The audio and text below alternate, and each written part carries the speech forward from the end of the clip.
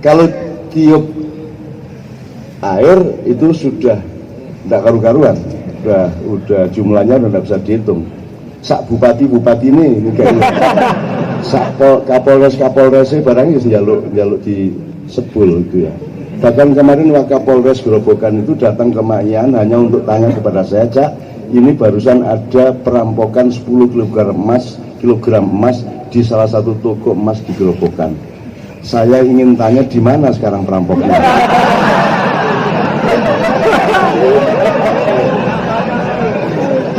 Baru malam hari itu saya menyadari bahwa saya seorang dukun. Saya segala macam masalah. Tidak ada orang hamil ikut salaman yang tidak minta tangan saya mengusap perutnya.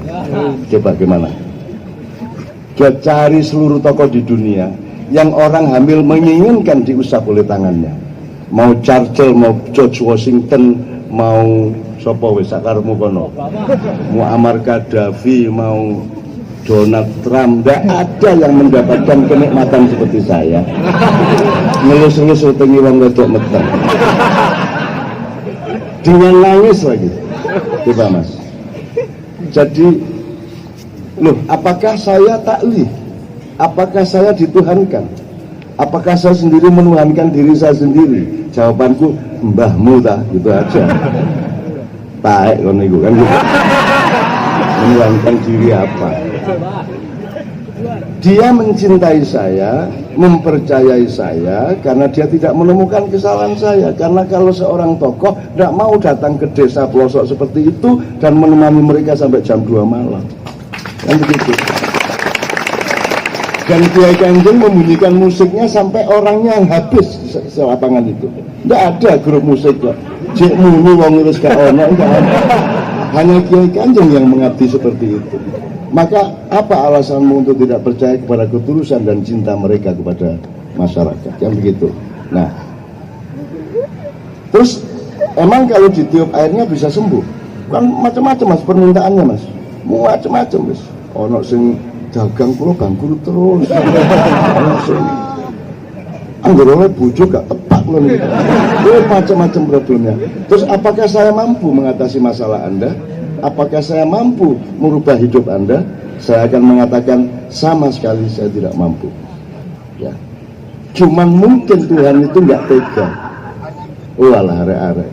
Antri koyok ngono dosok-dosokan, njaluk diusap wetenge, njaluk di sebul banyune, nek gak tak kabulno lak sakno arek-arek iki. Ya wis tak kabulno ya. Jadi kira-kira karena Tuhan tidak tega. Jadi kalau sekarang Anda datang ke sini, itu yang nomor satu, azizun alaihi ma'anittum. Sifat Allah yang ditajalikan kepada Rasulullah. Rasulullah itu nggak pernah tega melihat penderitaan orang. Dan penderitaan itu bermacam-macam. Ada yang doanya tidak terkabul, ya menderita, gitu. Targetnya tidak tercapai, menderita, gitu. Jomblo terus kan, itu yang menderita, gitu. Terus akhirnya serabutan cari istri karena kelamaan jomblo, akhirnya oleh bujuk terjebak. Ayu tapi rotok gendeng. Nah, gitu. Ya, itu juga menderita. Nah, Allah menerapkan itu. Jadi Allah tidak tega sama Anda sudah datang jauh-jauh ke sini. Coba Anda, ada yang kira-kira jaraknya 20 kilo dari sini ada nggak? Oh, coba. Saya berpikir mana mungkin Allah tidak mengabulkan doa Anda. Mana mungkin. Kecuali doa Anda neranya. Jaluk sing gak. Bojo kula tasik siji mbok jaluk loro ae. Maka saya ajari teman-teman itu kalau ingin dapat istri itu jangan minta istri kepada Allah, itu kurang taktis, kurang strategis, kurang siasat. Bilang sama Allah, ya Allah, betapa inginnya aku membopong bayi, betapa inginnya aku bercengkerama dengan bayi di tanganku yang aku gendong dan aku ayun-ayun, gitu kan?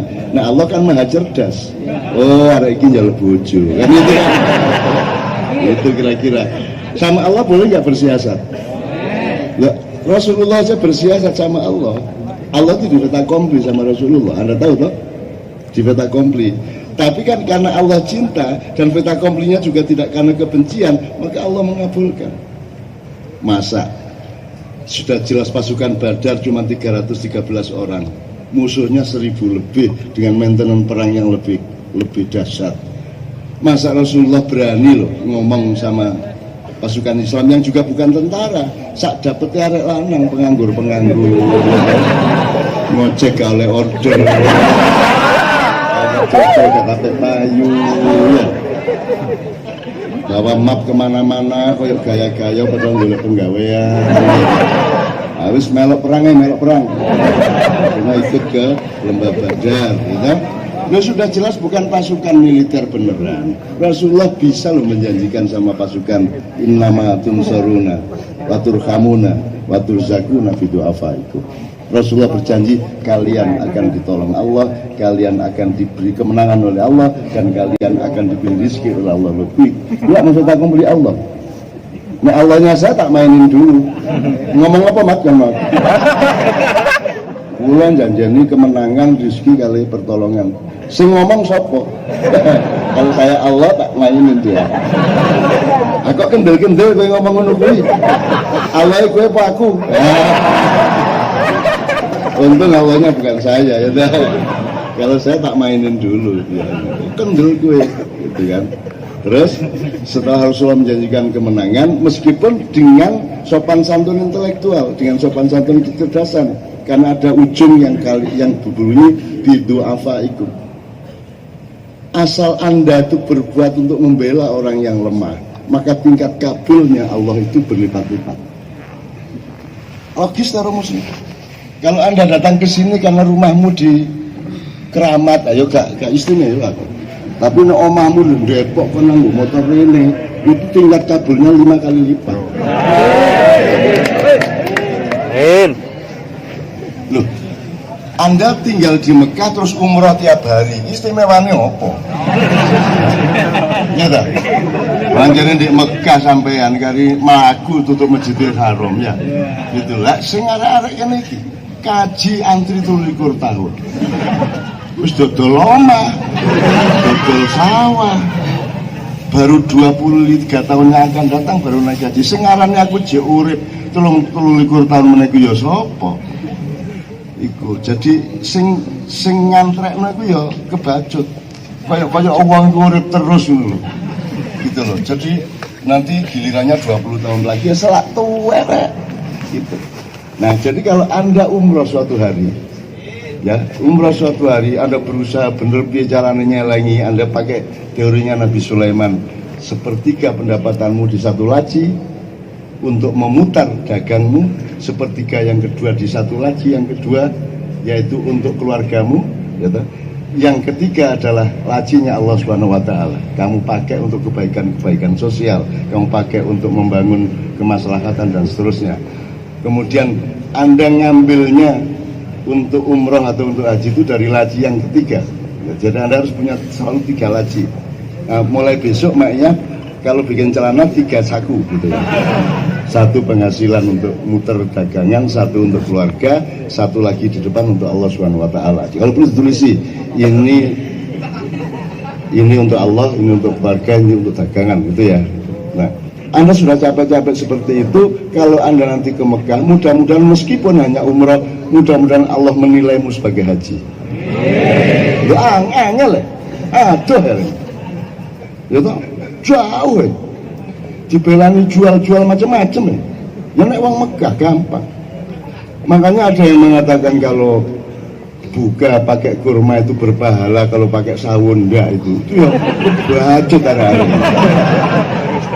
Loh, kalau memang buka pakai kurma itu sunnah dan berpahala, kalau pakai buah yang lain tidak ya. Kalau gitu Allah punya tanggung jawab untuk menumbuhkan pohon kurma dimanapun saja di muka bumi, kan begitu. Lagi gak wong Arab tok sing ganjarane akeh mergo ana kurma. Lah sing wong Subang, sing wong Banten endi kurmane? Akhirnya sing Badi sing import kurma, kan begitu kan. Jadi nggak mungkin ada hukum yang seperti itu.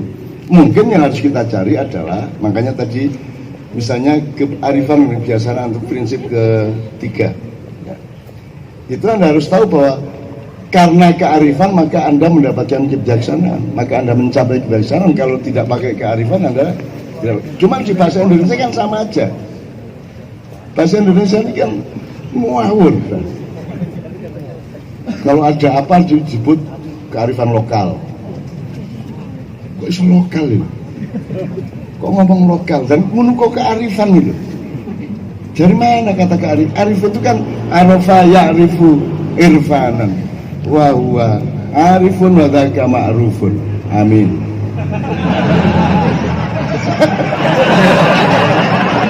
Ya kan? Telat kurang cerdas. Saya udah ketawa, mereka kok guyu.